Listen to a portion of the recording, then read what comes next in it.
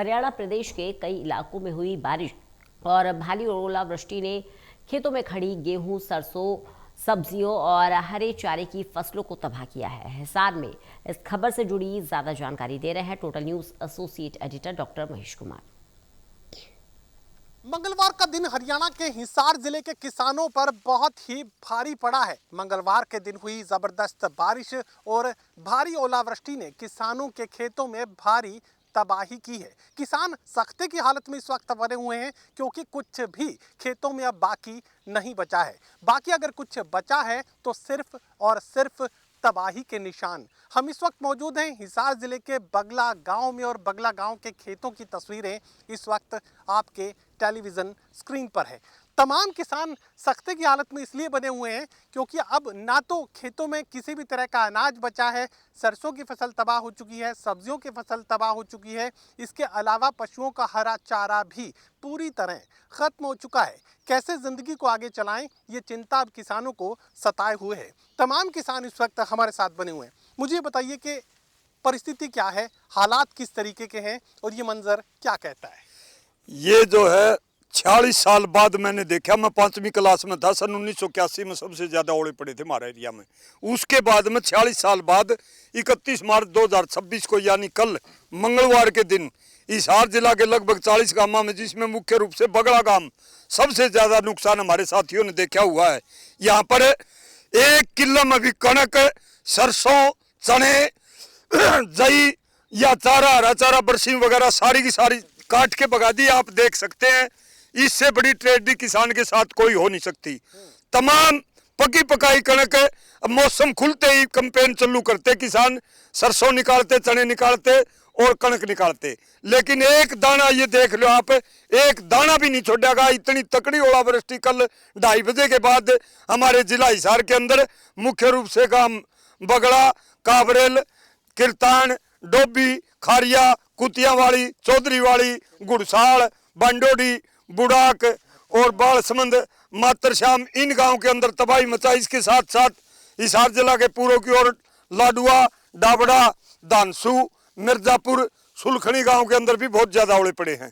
मैं मांग करता हूं, इन पीड़ित किसान, लूटे हुए किसानों के गांव पर मरहम लगाते हुए हरियाणा सरकार तुरंत प्रभाव से सूद लेते हुए कम से कम 50,000 रुपये प्रति एकड़ मुआवजा किसानों को दिया जाए, वरना किसान बर्बाद हो जाएगा।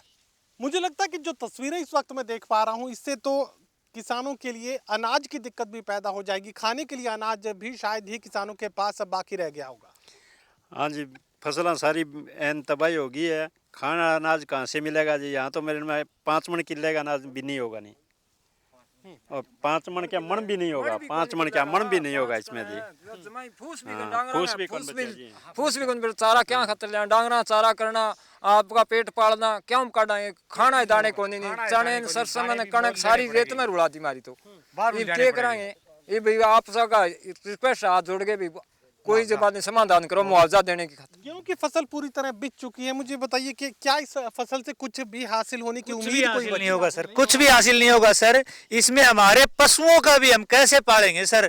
कम से कम हमारी सरकार से अपील हाथ जोड़ करके कि हमें ज्यादा से ज्यादा मुआवजा दे, और हमारी ये जो खबर है ये पूरी सुचारू रूप से देखी जाए और इस पे पूरा अमल किया जाए। हाथ जोड़ के निवेदन है मेरा कि हमारी यहाँ पर मौका आके देख सकते हैं। प्रधानमंत्री से भी अपील है कि यहाँ पे मौका आकर के देखें कि किसान किस हालात में है। गांव बगड़ा में आकर के आप मौके पे देख सकते हो। हमारे को खाने के लिए दाना भी नहीं है, पशुओं के लिए चारा भी नहीं है। जहाँ तक नजर जाएगी सिर्फ और सिर्फ खेतों में तबाही की तस्वीरें ही नजर आ रही है। सर ये आप देख ही लो, कहना तो क्या, बिल्कुल बुरे हालात है। जहाँ भी आप कैमरा घुमाओ एक बार, जहाँ भी आप देखोगे बिल्कुल बुरे हालात, और इससे भी बुरे हालात होने। अभी तो किसान के पास महीने 2 महीने का राशन बच रहे है पिछली साल वाला, और आगे कोई मतलब वो भी नहीं है। तूड़ी की भी बहुत ज़्यादा समस्या होने वाली है।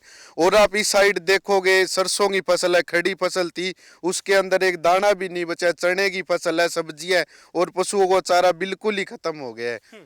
कुछ और तस्वीरें आपको दिखाने की कोशिश मैं करूंगा। यहाँ पर गाजर का बीज बनाने के लिए भी किसानों ने काफ़ी बड़ी इलाके के अंदर कोशिश की थी, लेकिन वो बीज भी अब तबाह हो चुका है। इसके अलावा हरे चारे के खेत में इस वक्त हम खड़े हुए हैं और हरा चारा पूरी तरह खत्म हो चुका है। मुझे बताइए कि हरे चारे को लेकर क्या कुछ स्थिति इस वक्त? अब ये जो ओलावृष्टि हुई है, जो पशुओं के लिए बरसीम है, ये बिल्कुल बिछी हुई है, ये आप देख सकते हो, और ये बिल्कुल ही खराब हो चुकी है। हालात ऐसे हो गए कि जो तूड़ा बनता है गेहूं से और हरा चारा बनता है बरसीम से, दोनों मिलकर तो हमारे पशुओं को भूखा मरने की नौबत भी आने की। मुझे बताइए कि हरे चारे को लेकर क्या कुछ स्थिति इस वक्त नजर आ रही है? जी, हमारे पास फसल तो बची नहीं, उसके अलावा जो हरा चारा है वो भी बिल्कुल चौपट हो गए है। आने वाले टाइम में तो क्या मौजूदा हालत ये है कि हमारे पशु है वो बगैर खाए पिए रहेंगे। अब मैं देख पा रहा हूँ कि गाजर के खेत में भी गाजर का बीज बनाने के लिए जो फसल रखी गई थी वो भी पूरी तरह तबाह हो चुकी है। बिल्कुल गाजर नहीं, टमाटर क्या, घिया क्या, जो भी सब्जी थी पूरी तरह से मतलब हुआ, जो हरे टिंडे देख कर मतलब चकोतरे जिनको बोलते हैं, बिल्कुल इस तरह से खत्म हो गए, जानी मतलब जो आदमी देख नहीं सकता। चलिए, भयंकर तबाही की तस्वीरें इस वक्त हिसार जिले के खासकर आदमपुर इलाके में काफ़ी ज़्यादा इस वक्त तबाही देखने को मिल रही है। और ये तबाही की तस्वीरें ना सिर्फ आदमपुर बल्कि हिसार जिले के अलग अलग इलाकों में और हरियाणा प्रदेश के अलग अलग ज़िलों में इस तरीके से जो तबाही की तस्वीरें हैं वो देखी जा सकती हैं। फिलहाल मुआवजे की दरकार इन किसानों को है, तुरंत राहत की मांग अब सरकार के सामने इन किसानों की तरफ से रखी जा रही है। और मुआवजे की राशि जो मांगी गई है किसानों की तरफ से वो कम 50,000 रुपए प्रति एकड़ मुआवजे की मांग ये किसान, पीड़ित किसान अब सरकार के सामने रख रहे हैं। सहयोगी कमल के साथ doctor Mahesh Kumar, total news Hisar.